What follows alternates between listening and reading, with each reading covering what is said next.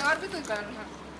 आपके सामने नहीं, इसका ये पैटर्न। डिजाइन ज़्यादा है। अच्छा कंप्लीट वो कल उस डिजाइन में क्या चेक कर लेंगे एक बार।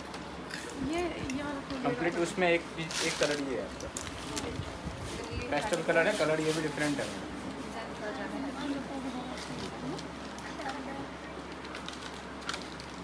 ये वाला फुल नहीं, ये वाला ये हल्का हल्का कौन सा? वो भैया देखिए येलो। बॉर्डर का ना बॉर्डर। बैठ जाइए भैया, बैठ जाइए। इसका मेन लुक क्या है ना ब्लाउज के साथ ये आपकी रेड के साथ रेड का कॉम्बिनेशन। कपड़ा है 41।